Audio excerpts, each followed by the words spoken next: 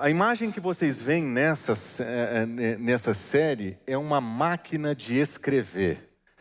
Eu descobri na semana passada que vários de vocês não conhecem uma máquina de escrever, o que falam muitas coisas a respeito de quem fez essa imagem e de quem escolheu essa imagem, que claro, não fui eu. Foram outras pessoas de igual idade. Brincadeira. Essa é uma máquina de escrever, um símbolo de como cartas eram escritas no mundo não muito antigo. A ideia é simbolizar cartas que nós enviamos para outras pessoas de maneira pessoal. Hoje nós teríamos o WhatsApp, hoje nós teríamos outras ferramentas de comunicação, mas essa era uma ferramenta que os antigos, não muito distantes de nós, usavam com certa frequência. Mas é só uma imagem, um símbolo de cartas que o nosso Senhor enviou. Você também viu um homem escrevendo à mão uma carta, né, na nossa apresentação, e talvez aquela seja uma apresentação um pouquinho mais fiel do que nós encontraríamos aqui, uma carta redigida à mão. Mas a ideia é a mesma. A ideia é que nós estamos estudando 7 cartas que o nosso Senhor Jesus Cristo envia para 7 igrejas para descrever o que é que Ele espera da sua igreja. Cada uma dessas cartas, ele se apresenta de uma maneira particular, ele fala alguma coisa que é importante para aquela comunidade, e ali naquela comunidade ele se revela como um Cristo que precisa ser encontrado. E nessas 7 cartas nós vamos encontrar 7 marcas da igreja, 7 exemplos de Cristo Jesus, 7 exemplos que nós devemos seguir, e a partir dessa lista, nós vamos encontrar princípios que o nosso Senhor ensina para a nossa igreja. Essa é a nossa série nas 7 cartas do livro de Apocalipse. Nós estamos na segunda carta, a carta de Esmirna, que é a igreja que sofria perseguição. Jesus Cristo vai mandar a sua mensagem para uma comunidade na cidade de Esmirna que está sendo tomada pela perseguição. E a perseguição está chegando de 2 frentes diferentes. Uma mais próxima deles, os judeus, e uma mais distante, mas muito mais poderosa, muito mais imponente, que a própria mão do Estado. E nós vamos observar que essa igreja, ela estava em um momento em que eles precisavam tomar uma decisão sobre o que eles fariam no ambiente em que eles estavam vivendo, porque esse era um ambiente, para eles, de vida e morte.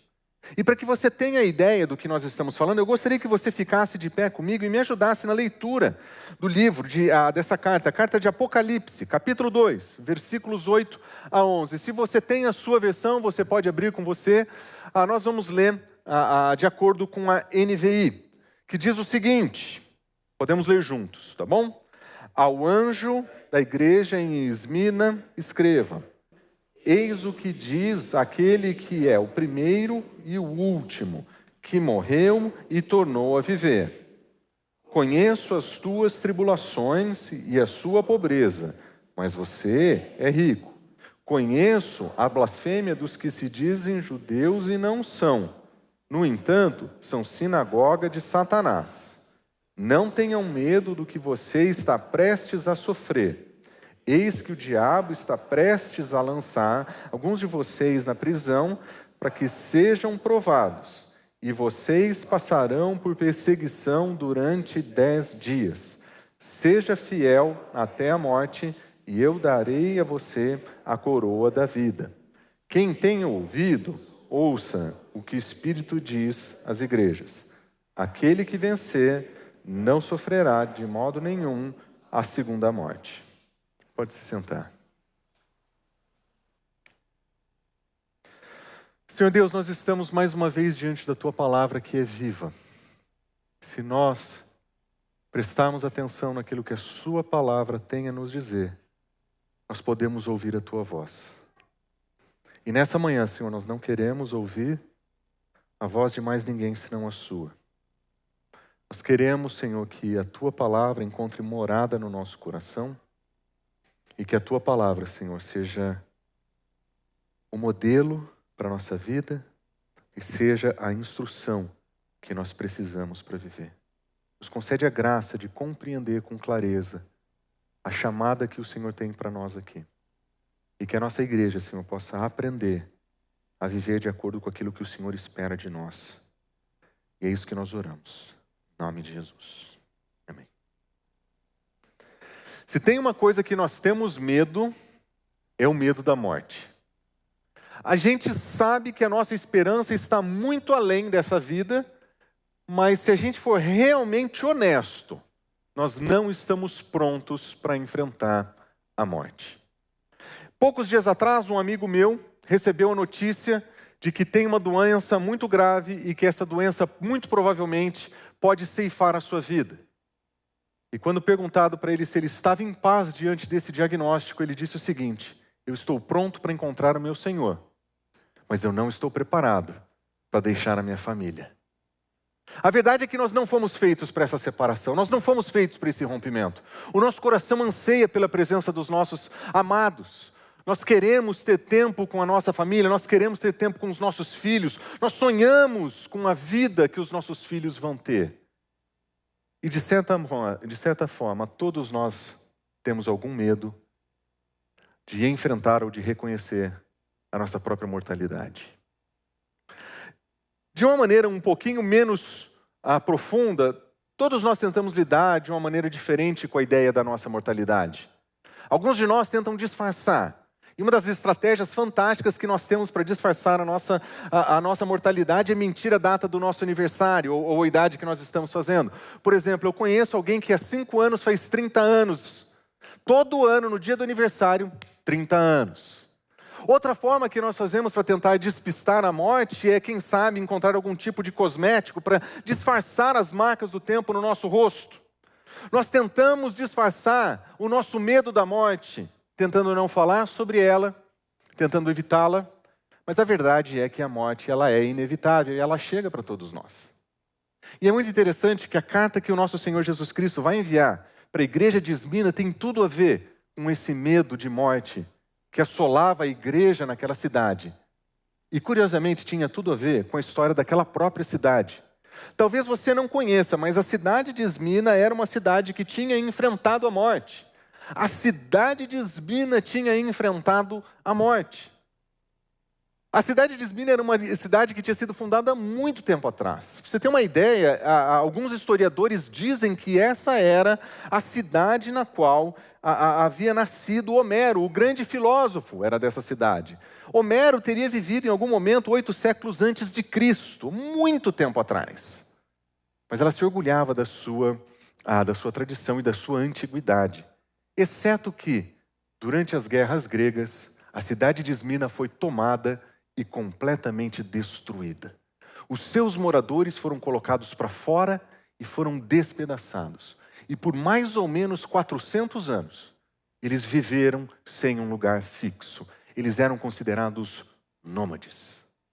É muito interessante que um dos historiadores antigos que conta essa história, olha só que bonito relato ele oferece da cidade de Esmina. Ele diz o seguinte: depois que Esmina foi destruída, aqui nós estamos lendo Estrabo, que escreveu um livro chamado Geográfico, um livro que temos citado com alguma frequência, que ele diz: quando ela foi destruída pelos lídios, seus habitantes continuaram a viver por cerca de 400 anos, vivendo em aldeias. E então foram reunidos novamente em uma cidade por Antígono e depois por Lisímaco. E a cidade agora é a mais bela de todas. A cidade de Esmina tinha enfrentado a morte e a destruição. Mas em um dado momento da sua história, muito provavelmente perto ali do 2º século antes de Cristo, ela foi reestabelecida. E tendo sido reestabelecida, ela ganhou bastante investimento imperial. Muitos recursos afluíram para essa cidade. E ela não simplesmente foi reestabelecida, mas em função desses recursos recebidos, ela se torna uma das cidades mais bonitas. Eles tinham grandes marcas da presença de Roma nessa cidade. Eles tinham, por exemplo, templos dedicados à adoração do imperador. Eles tinham, por exemplo, escolas de filosofia. Eles tinham uma grande escola de médicos nessa cidade. A cultura tinha florescido. Eles tinham um grande anfiteatro. E era tão bonito o anfiteatro que ele era descrito como uma coroa na colina que acompanha a cidade de Esmina. Uma belíssima cidade. E contando a história muito interessante dessa cidade, Arístides disse o seguinte: ela se tornou ao mesmo tempo a mais antiga e mais nova, renovando-se a si mesma, como dizem ser o caso da ave sagrada Fênix. A ave Fênix é a ave que na mitologia grega tinha morrido e ressurgido das cinzas. E essa era a imagem que Arístides usa para descrever essa cidade. Ela havia enfrentado a morte, mas ela havia ressurgido. Ela tinha sido colocada às cinzas, mas agora ela é restaurada e ela é considerada uma das mais belas cidades da Ásia. Essa era a cidade de Esmina. Uma cidade marcada pela sua beleza, pelo seu poder, pela sua imponência. Só tinha um problema. Viver nessa cidade significaria viver de acordo com os padrões e com a liturgia do Império Romano. Significaria abraçar a cultura do Império e afirmar a cultura do Império. O mercado nessa cidade existia associado ao templo e às religiões, especialmente as religiões que favoreciam o culto do imperador. O que indicava que a pessoa, para participar do comércio daquela cidade, ela precisaria partilhar de alguma maneira um tipo de adoração que era oferecida ao próprio imperador. Era difícil para que judeus e cristãos vivessem naquela cidade sem comprometer os seus valores. Os judeus porque diziam que somente Yahweh é Senhor. Os cristãos porque diziam que somente Cristo é Kyrios, Senhor. E eles eram perseguidos nessa cidade. Mas a perseguição contra os judeus foi tão intensa que eles, pedindo ajuda externa, eles começaram a se defender e ganharam o direito de defender a sua própria religião, a sua própria fé. E dizer, aqui nessa cidade, nós podemos adorar o nosso Deus e não pagar determinados impostos e não participar de determinadas atividades que são ligadas à religião cívica do império. E por causa disso, eles eram mal vistos. Eles eram considerados em segundo lugar. E sem entender a diferença entre os judeus e os cristãos, o Império Romano os tratava com profunda indiferença, com profundo descaso. Exceto que os judeus não toleravam os cristãos. Eles eram perseguidos pelo Estado, porque eles não se ajustavam à ideia de viver numa cidade tão favorável ao culto do imperador, mas eles também não eram judeus. Eles não eram das sinagogas. Eles também não tinham proteção. Eles estavam totalmente desprovidos de cuidado. Eles estavam totalmente desprovidos de proteção. E eles foram colocados totalmente de lado naquela cidade. Uma cidade linda, próspera, grande, atraente. Mas ela não era um terreno nada favorável. Na verdade, a cidade de Esmina era profundamente hostil à vida religiosa dos judeus, especialmente à vida dos cristãos. Os cristãos estavam sendo perseguidos de todos os modos. A cidade era bela, rica, influente, afluente, mas hostil. E aconteciam eventos esportivos nessa cidade. E os eventos esportivos dessa cidade, eles eram marcados pela presença de premiações que eram feitas por meio de coroas. E a cidade de Esmina conhecia muito bem esse conceito de coroa, porque a própria cidade era descrita dessa maneira. As suas próprias moedas eram impressas com marcas de coroa. Aliás, a cidade era descrita como uma cidade portadora de coroas. E a reputação da cidade se tornou que essa era, no final das contas, a coroa da Ásia. E era a coroa da Ásia por muitas razões. Porque ela estava alinhada ao império, porque a religião oficial estava presente ali, era elogiada, por causa da sua beleza, por causa da sua riqueza, por causa da sua grandeza. Mas na coroa da Ásia, era muito difícil ser cristão. Era como morar em uma cidade que oferece para você tudo o que você precisa, mas ela tira de você tudo o que te importa. É como viver numa cidade que é tão grande, e tão cheia de atividades, e tão cheia de compromissos, que você se doa a essa cidade, se doa ao seu trabalho, e aos poucos essa cidade vai tirando de você o seu desejo, a sua vontade por participar daquelas coisas que descrevem a sua fé. Porque as coroas dessa cidade, os benefícios dessa cidade, elas acabam se tornando atrativos para o seu coração. De certo modo, é como viver em São Paulo. Porque na nossa cidade, nós também estamos sofrendo por viver numa das cidades mais bonitas do país. Me desculpem os cariocas presentes. Vocês ganharam o litoral. Brincadeira. Mas nós moramos numa cidade que, em termos de artes, tem tudo. Em termos de música, tem de tudo. Em termos de influência, tem de tudo. Em termos de afluência, tem de tudo. Nós vivemos em uma cidade que é atraente aos nossos olhos. Vários de nós que não somos daqui dessa cidade, viemos para cá pelos benefícios que ela oferece. Nós não estamos em São Paulo à toa. Se você não nasceu aqui e escolheu essa cidade como seu coração, você veio para cá porque o seu coração foi cativado de alguma maneira por essa cidade. E cá entre nós, essa cidade é uma grande bênção nas nossas vidas. Mas nós vivemos correndo atrás de coroas que a cidade nos oferece. As premiações sociais que nós ganhamos à medida que nós ascendemos. Os prêmios do nosso trabalho. Quem sabe, os nossos benefícios. É uma cidade que nos abraça. Mas é um abraço que às vezes custa um pouquinho da nossa fé. E o nosso fascínio, em pouco tempo, pode se tornar os benefícios das coroas da cidade, que acabam sufocando a nossa fé. A igreja na cidade de Esmina estava passando por algo parecido, com um toque a mais. Não somente existiam os fascínios que poderiam tomar conta do coração do pessoal de Esmina, existia também um ambiente muito mais hostil que o nosso, muito mais hostil. A igreja de Esmina, ela estava pronta para enfrentar a morte. A perseguição de Esmina, aos cristãos de Esmina, não era simplesmente uma perseguição de título, não era somente uma perseguição de talvez, quem sabe, de preeminência ou quem sabe, de influência. A perseguição aos cristãos de Esmina era uma perseguição de vida e morte. Eles, de fato, estavam sendo levados para os tribunais. Eles, de fato, estavam perdendo suas propriedades.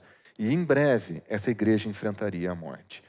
Não somente uma perseguição que rouba, que impõe, que pressiona, mas uma perseguição que viraria a morte em pouco tempo. Aliás, o nosso Senhor Jesus Cristo, quando manda uma carta para essa igreja, ele diz o seguinte: eu conheço as suas tribulações. A palavra tribulação nesse texto, no versículo 9, é uma palavra que o Novo Testamento emprega basicamente para descrever perseguição. Ela descreve basicamente hostilidade. No caso dos cristãos dessa cidade, era uma hostilidade social. Os nossos irmãos estavam perdendo oportunidades de trabalho. Eles estavam perdendo espaço no mercado, porque o mercado ele era tomado pela devoção ao império.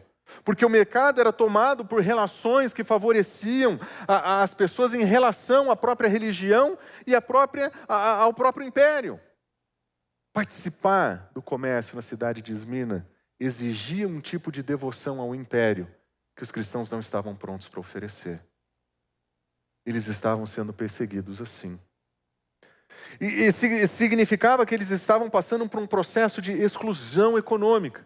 Eles não conseguiam mais arrumar emprego. Eles não conseguiam mais participar da venda e compra. E quando você perde a oportunidade de participar desses meios, tudo o que sobra é pobreza. E a palavra que descreve pobreza aqui não é a palavra típica para escassez, pessoas com pouca coisa. A palavra que o nosso autor usa para descrever escassez descreve miséria. Nós estamos falando de pessoas que talvez não tenham o básico para sobreviver. Por causa da exclusão econômica que eles estão enfrentando, eles estão abaixo daquilo que nós chamaríamos de linha da pobreza. Eles estão enfrentando sofrimentos terríveis. A pobreza era palpável, visível, identificável. Mas quem olha para a igreja como um fenômeno social, não consegue entender a sua beleza. Não consegue entender a sua grandeza. É por isso que quando nós ouvimos estatísticas e informações nos nossos jornais falando sobre igrejas e igreja, geralmente eles não capturam o que realmente acontece. Nem para bem, nem para mal. E essa igreja nessa cidade, ela estava sendo atribulada e pobre. Mas observe como o Senhor Jesus Cristo a vê. Ela diz, mas você é rico.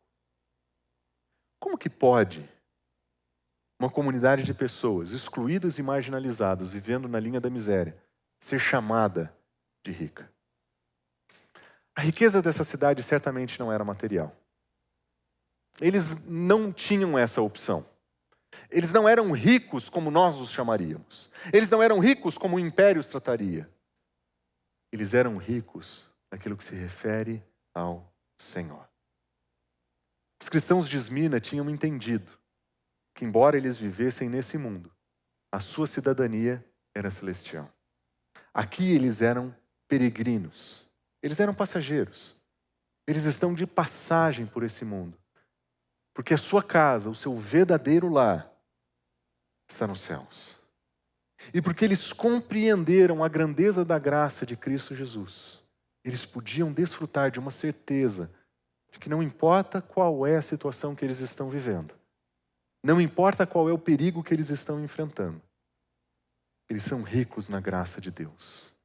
Eles são ricos de misericórdia. Eles são ricos de amor. Eles são ricos na presença do Senhor. Essa era uma igreja que, diferente daquela que nós conhecemos na semana passada, que tinha perdido o seu primeiro amor, essa era uma igreja que sabia o que era o primeiro amor e que vivia esse primeiro amor. E é por isso que eles são ricos.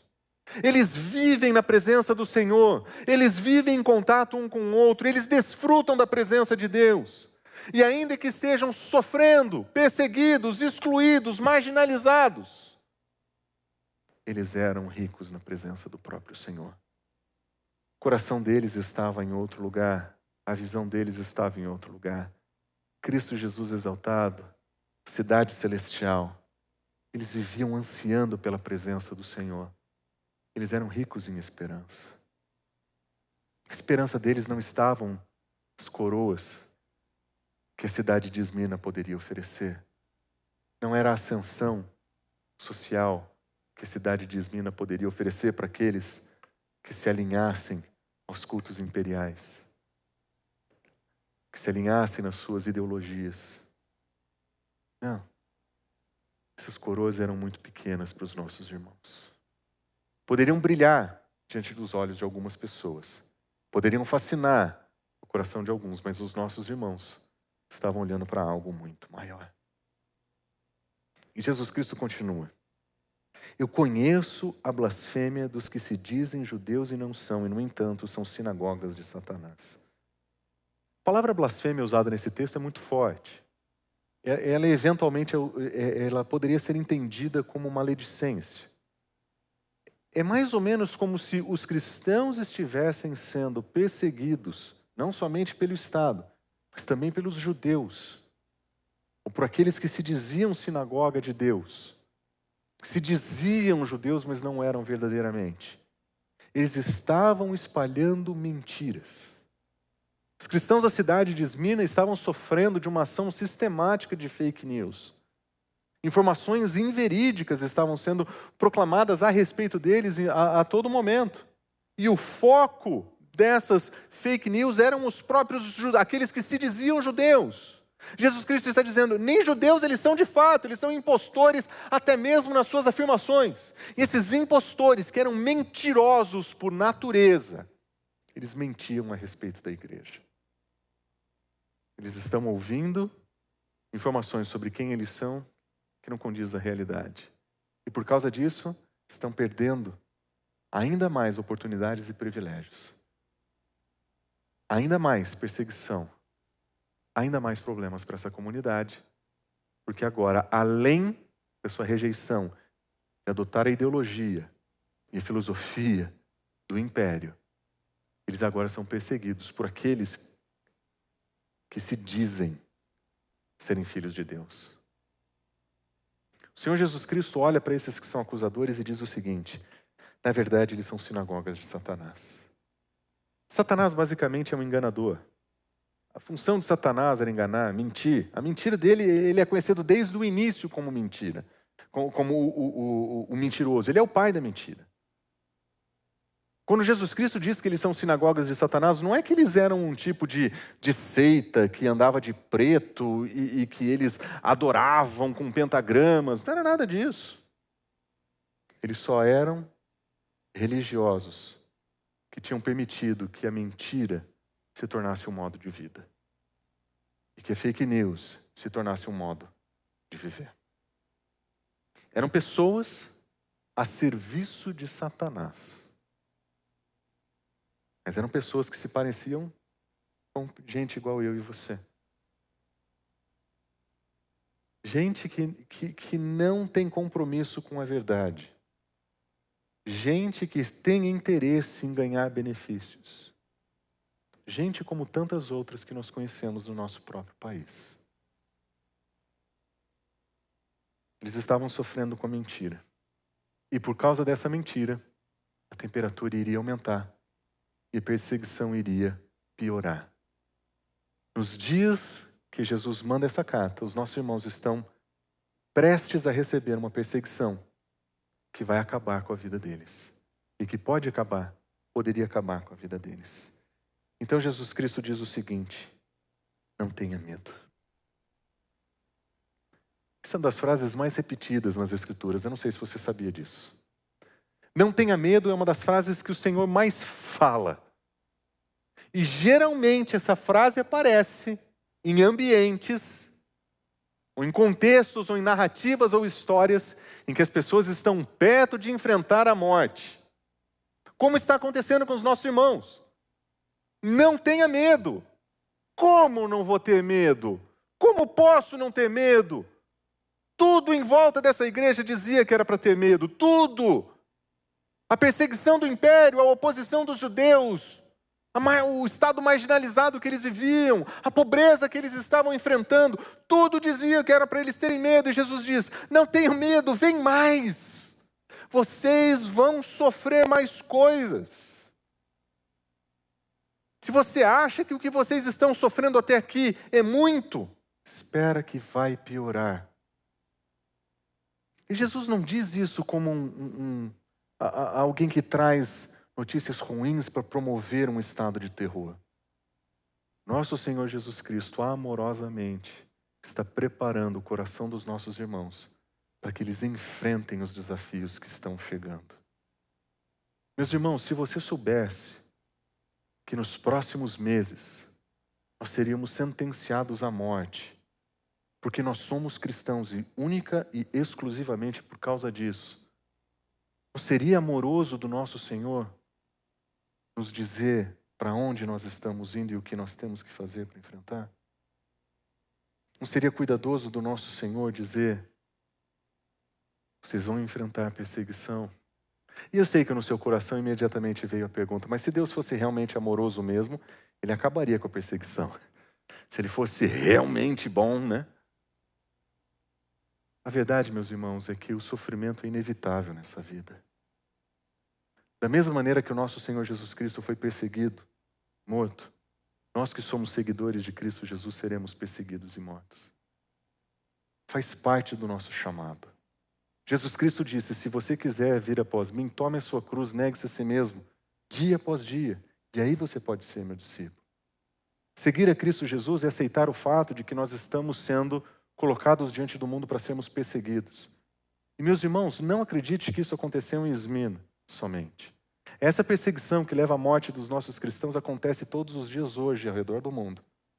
Nós só estamos em um momento histórico, num lugar específico, em que nós não estamos sendo perseguidos e mortos. Mas essa é a história do cristianismo. Aqueles que quiseram viver de maneira piedosa foram perseguidos. Eles foram atribulados, como Cristo Jesus o foi. Você acha que os nossos irmãos que hoje estão em países de maioria islâmica, você acha que eles não estão sendo perseguidos e mortos hoje? Você acha que os nossos irmãos que estão entrando para conhecer comunidades indígenas não estão sendo perseguidos e mortos onde eles vão? Nós temos o benefício, ou o malefício, de vivermos em um lugar onde nós temos liberdade de culto. E nós não aproveitamos dessa liberdade que nós temos para uma devoção mais intensa, infelizmente. Infelizmente, a nossa liberdade tem custado a nossa devoção. Nós somos tão livres e temos tantas oportunidades, temos tantas coisas por fazer, que a celebração do nosso Senhor é a terceira, quarta, quinta coisa na nossa agenda. Que na nossa liberdade nós temos poder de escolha, nós temos possibilidades financeiras, nós viajamos, nós fazemos projetos, nós fazemos uma série de compromissos. E a nossa devoção ao Senhor vai ficando sempre em segundo, terceiro, quarto plano. Quando dá, quando sobra. Em última análise, a nossa própria liberdade tem sido a nossa grande perseguição. Nós não estamos vivendo como Esmina, a igreja de Esmina, que diante da perseverança, da perseguição, mostrava perseverança. Nós às vezes estamos vivendo como quem não teve um encontro pessoal com Cristo Jesus e entendeu quem Ele realmente é. Nós vivemos um cristianismo do conforto, do confortável. Eu vou no culto se tem ar-condicionado, se a cadeira tem assento, porque o que importa para mim é que eu me sinta bem quando eu vou. O que me importa é que eu ganhe alguma coisa quando eu estiver na igreja. Deus é bom para mim à medida que Ele me dá o que eu gostaria de ganhar dele. Nós fazemos da nossa vida cristã uma vida de barganha, de troca e de conforto. E todas as vezes que o ídolo do conforto é ameaçado, nós nos sentimos perseguidos. Quando alguém toca no nosso conforto, nós ficamos ofendidos. Se você demorava 10 minutos para chegar aqui e pegou uma rua fechada por causa de uma corrida que alguém fechou, você vai demorar 40 minutos. Isso afeta o seu conforto de tal forma que você chega aqui emburrado. Se você chega aqui e as cadeiras não estão dispostas e você tem que arrumar as cadeiras, isso ofende o seu conforto e isso afeta a sua devoção. Se você vem aqui, o som está alto, a luz está alta, não dá para ler direito a imagem, afeta o meu conforto e eu não consigo mais adorar o Senhor. Porque, meus irmãos, nós vivemos na cultura do conforto e nós estamos tão acomodados que qualquer coisa, a menor que seja, tira do nosso coração a nossa devoção a Cristo Jesus. E nós estamos em uma cidade que nos oferece tantas coroas para recompensar os nossos ganhos, que nós gastamos a nossa vida correndo atrás delas. Nós estamos sufocados por um outro tipo de perseguição. Nós estamos sendo adormecidos no conforto da nossa casa e da nossa fé. Meus irmãos, isso é sério. Isso é muito sério. Nós estamos profundamente enfraquecidos na nossa fé, porque nós estamos negociando a nossa vida com Cristo Jesus, por migalhas que esse mundo tem nos oferecido, por pequenas centelhas de glória que nós vemos nesse mundo. Isso acontece porque o nosso olhar não foi capturado da grandeza da glória de Cristo Jesus. Nosso olhar não foi capturado pela beleza grandiosa de Cristo Jesus. E porque nós não temos ideia da grandeza da glória de Cristo Jesus, qualquer prato de lentilha serve para a gente. Qualquer forma de conforto serve para a gente. Esse não era a vida dos irmãos de Esmirna. Os irmãos de Esmirna, segundo Cristo Jesus disse, eles iriam enfrentar algo profundamente pior do que nós estamos enfrentando. Ele diz: eis que o diabo está prestes a lançar alguns de vocês na prisão, para que sejam provados, e vocês passarão por uma perseguição durante 10 dias. Ir para a prisão naqueles dias, para os cristãos, era parte do pacote. Aceitar a Cristo Jesus era aceitar a possibilidade de que em algum momento você seria perseguido e preso. Nós vemos isso com os nossos apóstolos. Eles anunciaram a Cristo Jesus, foram presos. Da cadeia, eles escreveram cartas para as igrejas e disseram: gente, o que está acontecendo comigo vai acontecer com vocês. Se preparem, vocês vão passar por prisões. Mas Jesus Cristo vai dizer que essa perseguição que eles vão sofrer vai ser de 10 dias. E é claro que existem muitas interpretações sobre como esses 10 dias vão acontecer ou como eles vão se desenrolar. Existem duas perspectivas principais aqui. 10 dias poderia significar 10 dias literais. Você vai enfrentar 1 semana e 3 dias de perseguição e depois a perseguição vai acabar. Do outro extremo, alguém que diga 10 no sentido de plenitude. A perseguição que vocês vão receber é nota 10. Seja qual for a visão que você adote nesse texto, o resultado continua igual. Não tenham medo. Se são 10 dias de perseguição profunda, se seja uma perseguição que vai acabar com a tua vida porque ela vai vir no nível máximo, não tenha medo. O diabo está se levantando contra vocês para provar a fé de vocês. Não tenham medo. Vocês foram chamados para seguirem a Cristo. Não tenham medo. Cristo passou pela perseguição, foi perseguido, foi posto à morte. Os discípulos foram perseguidos e nesse momento histórico, todos menos um. Todos os discípulos de Jesus tinham sido perseguidos e mortos. Exceto o autor desse livro, que perseguido foi exilado, velho, tratado como alguém que deveria viver à parte da sociedade, isolado em Pátimos. João escreve o livro de Apocalipse, como a última voz dos apóstolos. Seja qual for, os nossos irmãos do passado estão dizendo: não tenham medo, vocês vão passar por sofrimento. Meus irmãos, se você enfrentar perseguição no seu trabalho, porque você é cristão, não tenha medo. Se você for cancelado, não tenha medo. Qualquer que seja a perseguição que hoje acontece na sua vida, Cristo Jesus está dizendo: não tenha medo. Você pode dizer: mas isso vai custar o meu salário. Vai, mas não é a sua vida mais importante que o alimento, como Jesus disse? Isso pode custar a minha influência financeira, eu vou perder recursos. Isso não é a sua vida mais importante. Eu vou perder a minha segurança. Mas não é a tua salvação em Cristo Jesus segura por toda a eternidade? Não é isso glória suficiente para você? Meus irmãos, aquilo que esse mundo pode tirar de você não é seu. Tudo aquilo que você ama nesse mundo, você só tem porque Deus te deu. Tudo aquilo que você mais deseja ganhar nesse mundo, se você for profundamente honesto, nem seu é. Foi Deus que foi benevolente e generoso com você e te permitiu conquistar aquilo que você acha que conquistou. Aquilo que você acredita que foi com o seu próprio braço. Mas que foi a graça de Deus te protegendo por todo o caminho.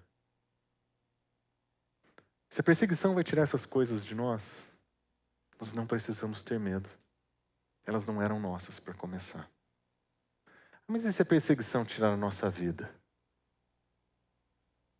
A nossa vida também não é nossa mais. Já não sou mais eu quem vivo. Cristo vive em mim. A vida que agora eu vivo na fé, eu vivo para o nosso Senhor. A minha vida não é mais minha. Quando eu entreguei a minha vida a Cristo Jesus, eu abri mão do direito de ter domínio sobre a minha vida. Agora eu sou servo de Cristo Jesus. A minha vida já não me pertence mais. É por isso que, meus irmãos, Jesus diz, não tenham medo.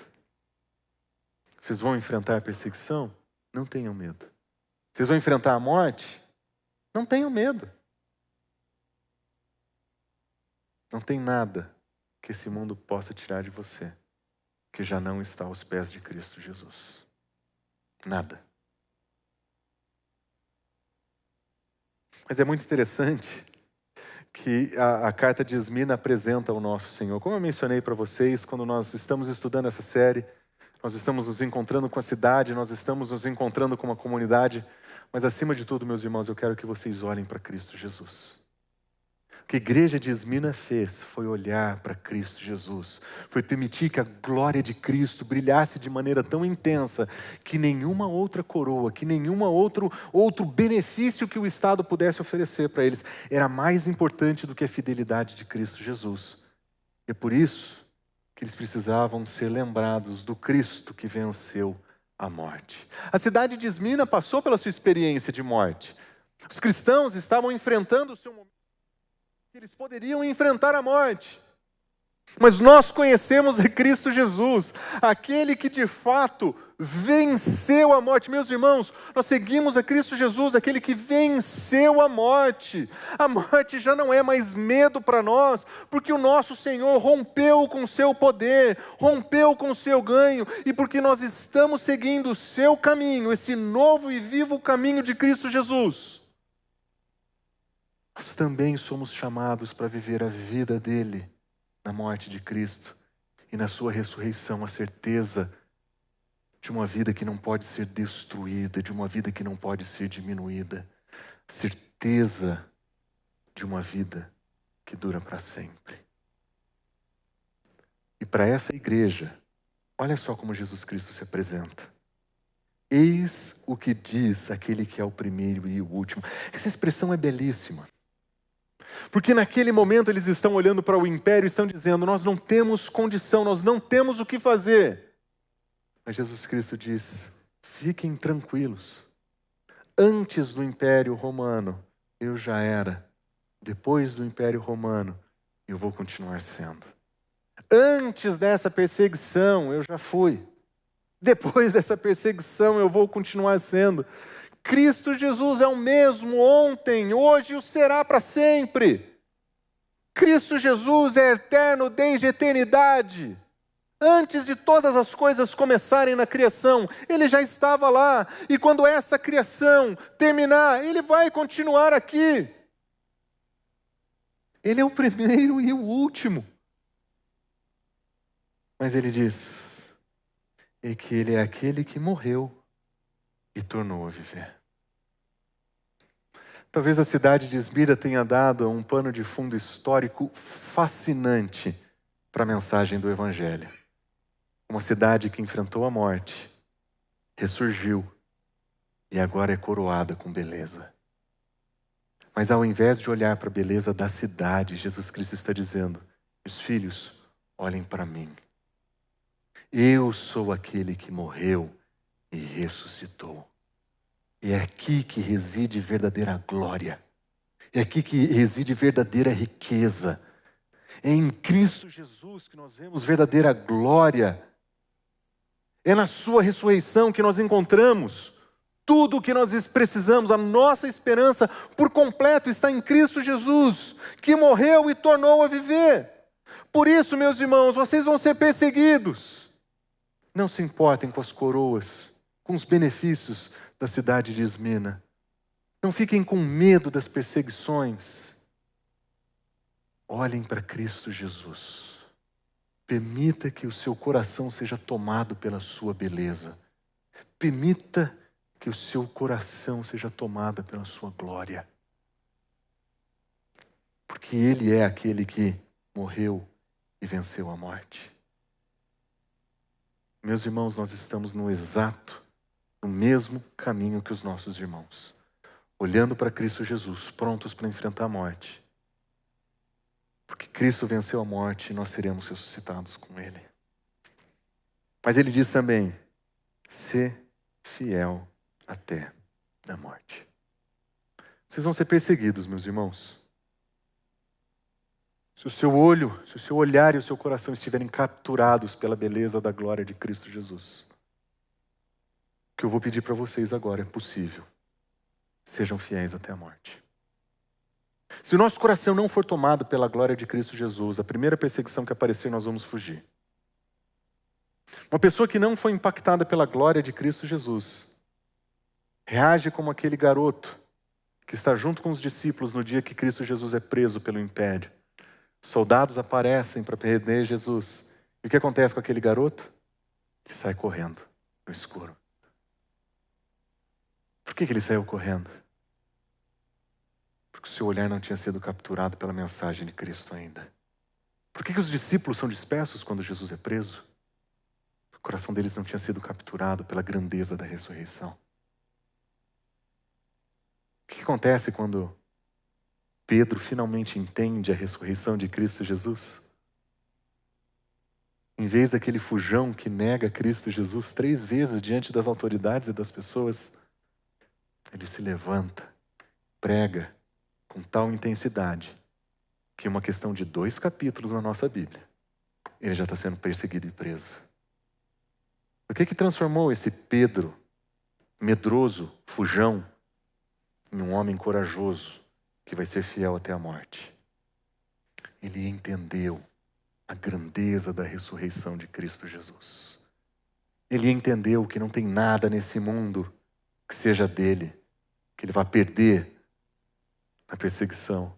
Ele entendeu que a sua vida já não é mais dele, porque agora a glória de Cristo Jesus brilha com tão grande graça diante dos seus olhos. A ressurreição de Cristo Jesus é tão vívida e palpável para ele, que ele pode ser fiel até o fim. E Cristo Jesus ainda termina dizendo, seja fiel até a morte, eu darei a você a coroa da vida. Meus irmãos, enquanto as coroas de Esmirna estavam reluzindo sua beleza no mundo antigo, Cristo Jesus pede para que a gente olhe para um outro lugar, a coroa da vida. Essa coroa da vida é o prêmio que o nosso Senhor Jesus Cristo vai dar para todos aqueles que vivem de maneira fiel até a morte. Aqueles que vivem de maneira fiel até a morte vão receber a coroa da vida. Em Esmirna existiam as competições onde as pessoas eram premiadas com a coroa da vitória. Mas Jesus Cristo está dizendo que se nós enfrentarmos a nossa perseguição até o final, nós seremos abraçados e recebidos por Ele. E olha que magnífica esperança Ele nos dá. Se você enfrentar a morte por Cristo Jesus, do outro lado estará o nosso Senhor Jesus a te receber, para te entregar a coroa da vida eterna. É o nosso Senhor Jesus Cristo quem vai dizer, sejam bem-vindos, amados do meu Pai. Servo bom e fiel, entra. É o nosso Senhor quem nos recebe na glória. Meus irmãos, o recado de Jesus Cristo para a cidade de Esmirna é um recado para nós. Nós precisamos ter o nosso coração recapturado pela beleza grandiosa de Cristo Jesus. Caso contrário, os confortos dessa vida serão importantes demais para nós. E nós vamos sucumbir diante desse tipo de perseguição. O que nós podemos concluir a respeito dessa mensagem? O que nós podemos, então, afirmar a respeito dela? Bom, em primeiro lugar, que o sofrimento é inevitável, meus irmãos. Se nós somos seguidores de Cristo Jesus, nós vamos ser perseguidos. Nós vamos sofrer perseguição e oposição. Se os nossos olhos estiverem fitos em Cristo Jesus, nós poderemos ser fiéis até a morte e receber dele a coroa da vida. Observe o que Jesus Cristo diz no último versículo 11. Ele diz: quem tem ouvido, ouça o que o Espírito diz às igrejas. Aquele que vencer não sofrerá de modo algum a segunda morte. Nós tememos a morte, meus irmãos. Nós tememos muito morrer. E faz parte da nossa constituição humana. Nós somos assim. Nós somos frágeis desse modo. Mas existe uma morte muito pior que espera todos aqueles que não conhecem a Cristo Jesus, que é a morte eterna, que é a separação absoluta de Deus. Essa é a morte que nós queremos evitar. Essa é a morte que nós não queremos enfrentar. Uma doença pode nos separar dos nossos entes queridos. Mas se a nossa fé está em Cristo Jesus, nós temos a esperança de que um dia nós estaremos com Cristo e com os nossos entes queridos na presença dele. Mas se a nosso coração ainda não foi genuinamente entregue a Cristo Jesus, além da morte nessa vida, o Senhor Jesus Cristo está dizendo, existe uma segunda morte, que é muito pior. E esse é o afastamento por completo de Deus por toda a eternidade. Esse é o verdadeiro sofrimento. E por isso, meus amigos, se você está aqui hoje e não conhece a Cristo Jesus como seu Salvador, lembre-se, rejeitá-lo nessa vida significa enfrentar uma morte eterna separado de Deus. Em contrapartida, Ele oferece vida plena para você hoje e vida eterna no amanhã, através do sacrifício dele pelos seus pecados. Ele morreu no seu lugar para pagar o preço do seu pecado, para que você pudesse ter vida e vida eterna. Eu sei que você teme essa morte, mas eu queria que você lembrasse que existe uma morte muito pior, a segunda morte, a separação eterna. Esse não é o nosso desejo para você. E se você quiser conhecer mais sobre Cristo Jesus, eu gostaria de conversar com você. Os nossos irmãos estão aqui querendo conversar com você também. Vamos orar?